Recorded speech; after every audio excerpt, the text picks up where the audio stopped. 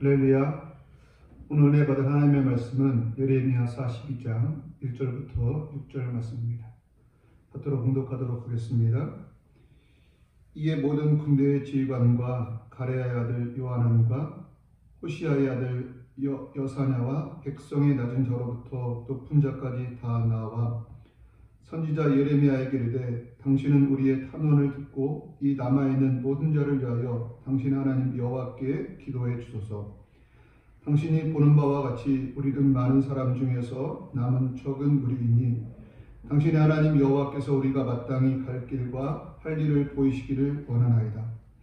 선지자 예레미야가 그들에게 이르되 내가 너희 말을 들었은즉 너희 말대로 너희 하나님 여호와께 기도하고 무릇 여호와께서 너희에게 응답하시는 것을 숨김이 없이 너희에게 말하리라.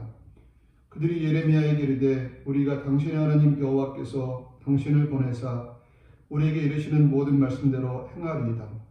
여호와께서는 우리 가운데 진실하고 성실한 증인이 되시옵소서. 우리가 당신을 우리 하나님 여호와께 보냄은 그의 목소리가 우리에게 좋든지 좋지 않든지를 막론하고 순종하려 합니다. 우리가 우리 하나님 여호와의 목소리를 순종하면 우리에게 복이 있으리이다 아니라. 아멘. 할렐루야. 이스라엘 백성들은 하나님의 은혜로 큰 복을 받아 누렸습니다.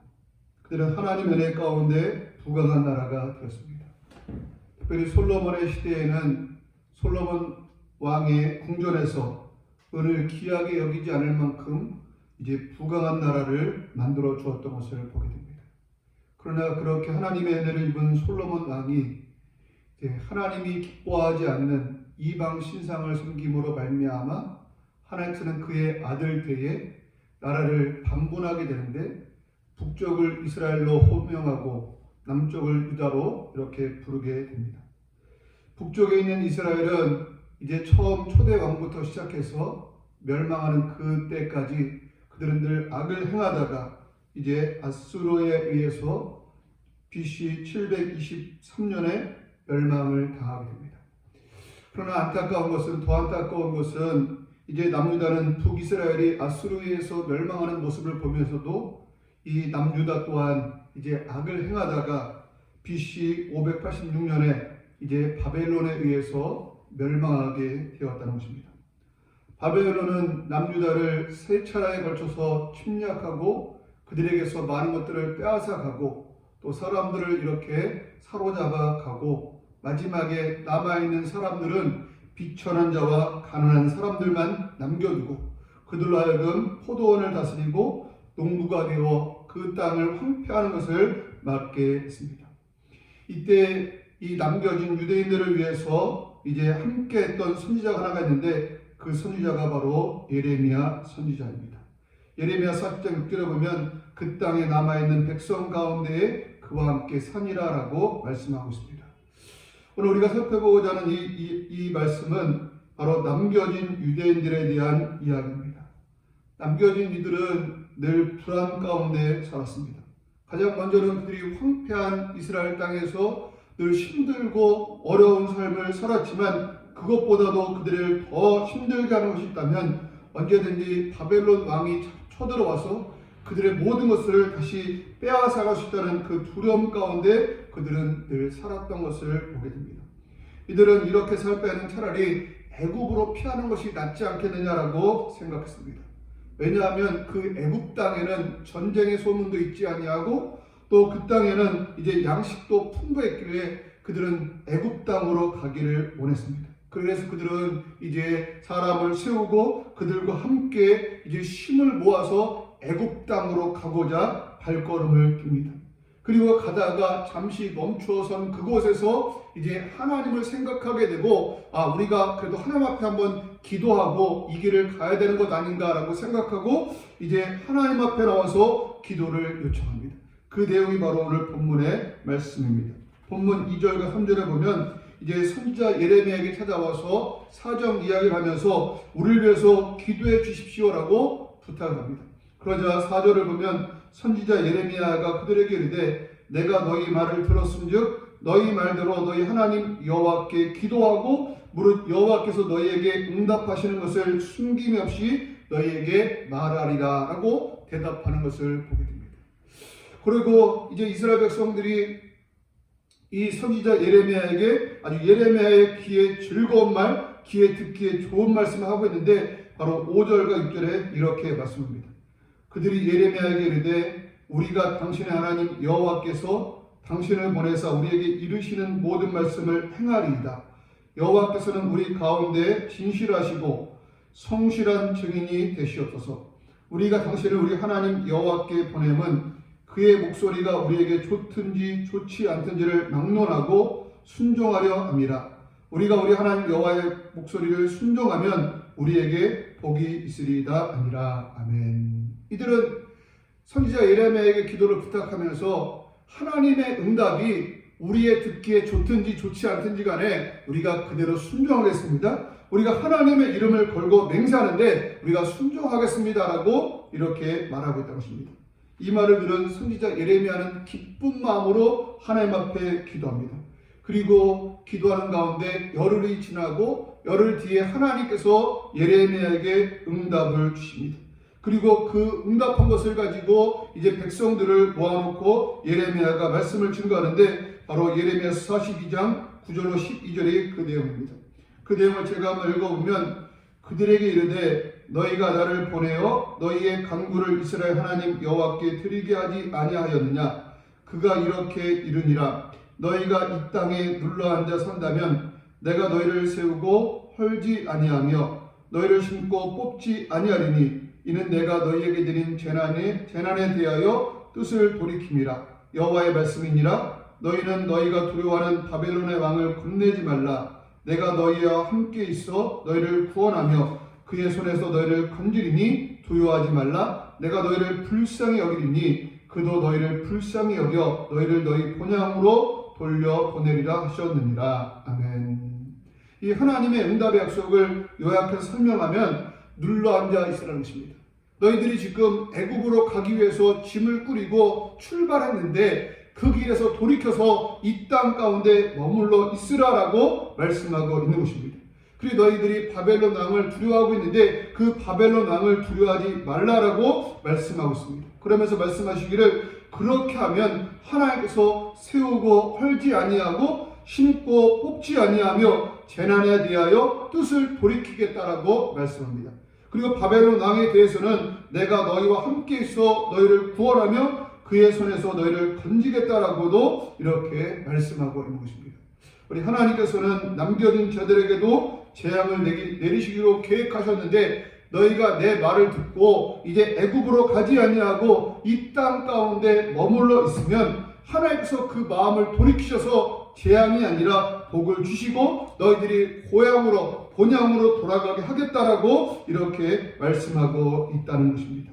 그러면서 이들이 만약에 이곳에서 떠나서 이제 애굽으로 가기를 계속해서 고집한다면 어떤 일이 있을 것인가도 말씀하시는데 그 내용이 예레미야서 42장 13절부터 17절입니다.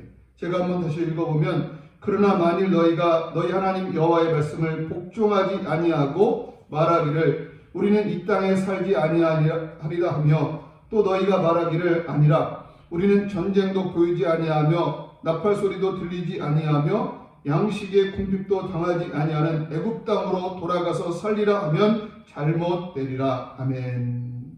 계속해서 다 읽지 않았지만 이 내용을 요약하면 너희가 고집을 부리고 애굽으로 가겠다라고 이제 고집하고 애굽으로 가면 너희들이 두려워하는 그 칼이 너희를 따라가서 너희들을 멸하게 하고 하나님의 재앙에서 벗어날 사람이 하나도 없을 것이다라고 말씀하고 있다는 것입니다.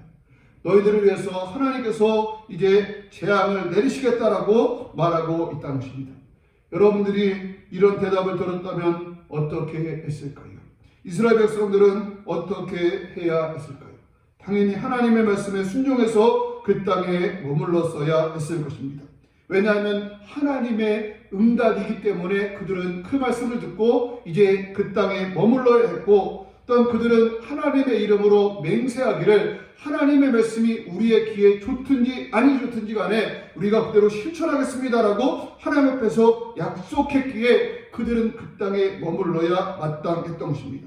예레미야 42장 6절을 다시 한번 읽어보면 우리가 당신을 우리 하나님 여호와께 보냄은 그의 목소리가 우리에게 좋든지 좋지 않든지를 막론하고 순종하려 합니다 라고 말합니다.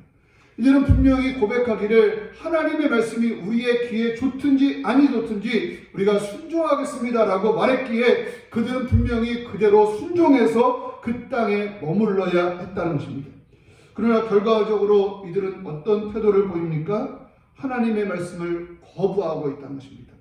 예레미야 43장 1절로부터 2절에 보면 이들은 이렇게 말합니다. 예레미야가 모든 백성에게 그들의 하나님 여호와의 말씀 곧 그들의 하나님 여호와께서 자기를 보내사 그들에게 이르신 이 모든 말씀을 말하기를 마치니 여호야의 아들 아사랴와 가레아의 아들 요하난과 모든 오만한 자가 예레미야에게 말하기를 내가 거짓을 말하는도다.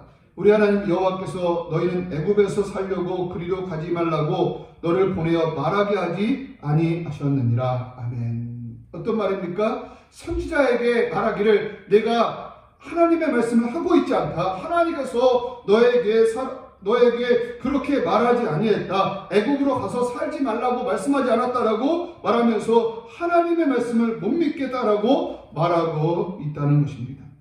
저는 이들의 모습을 보면서 몇 가지 교훈을 얻기로 하는데 우리는 하나님 앞에 나와서 기도할 때에 우리의 뜻을 정하고 기도할 때가 많이 있다는 것입니다. 그리고 하나님 앞에 기도하면서 하나님께서 하나님의 뜻을 우리에게 보여주고 하나님께서 우리에게 갈 길을 일러주어도 우리는 결국 자신의 뜻대로 어떤 일을 행하려고 하고 있다는 것입니다.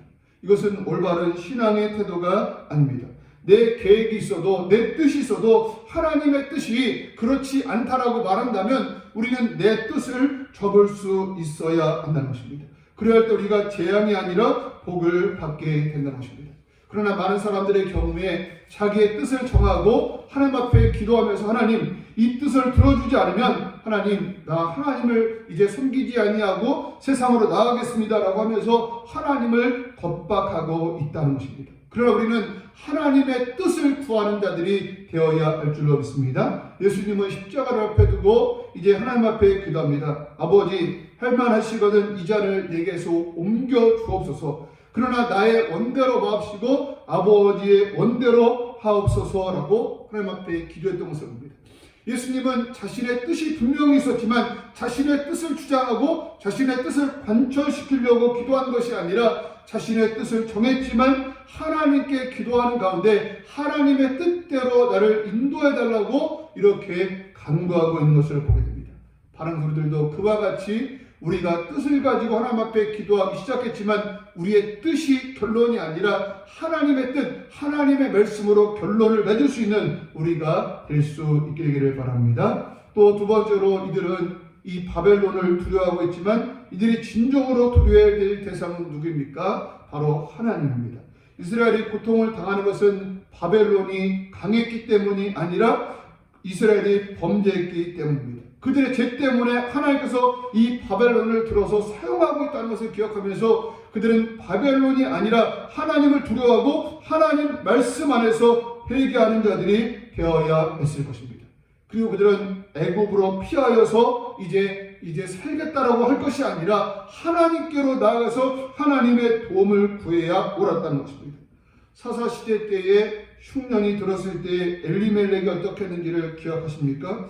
그는 살기 위해서 아내와 두 자식을 데리고 모압 땅으로 갔습니다. 그리고 그는 그곳에서 평안하게 먹고 마시며 살 것이라고 생각했습니다. 그러나 결과적으로 어떻게 됐습니까? 엘리멜렉이 죽고 그 두 아들이 죽고 그의 아내만 홀로 남겨져서 이제 며느리 하나를 데리고 그 땅에 돌아왔다는 것입니다. 사사시대나 이때에나 이들이 범죄함으로 말미암아 기근이 오거나 아니면 적군이 쳐들어왔을 때 이들이 가져야 될 태도는 피하는 것이 아니라 오히려 하나님 앞에 나가서 회개하며 용서를 구해야 옳다는 것입니다. 우리들도 어려움이 있을 때 하나님을 피할 것이 아니라 하나님 앞에 나가서 회개를 할 수 있는 우리가 될 수 있기를 주님의 이름으로 축복합니다. 세 번째로 하나님 앞에서 우리가 말씀을 듣는 자세를 어떻게 가져야 할까요? 이들은 기도를 요청할 때 하나님의 말씀을 듣는 좋은 태도를 가지고 있었던 것을 보게 됩니다. 예레미야 42장 6절을 다시 한번 읽어보면 우리가 당신을 우리 하나님 여호와께 보내면 그의 목소리가 우리에게 좋든지 좋지 않든지를 막론하고 순종하려 합니다. 아멘.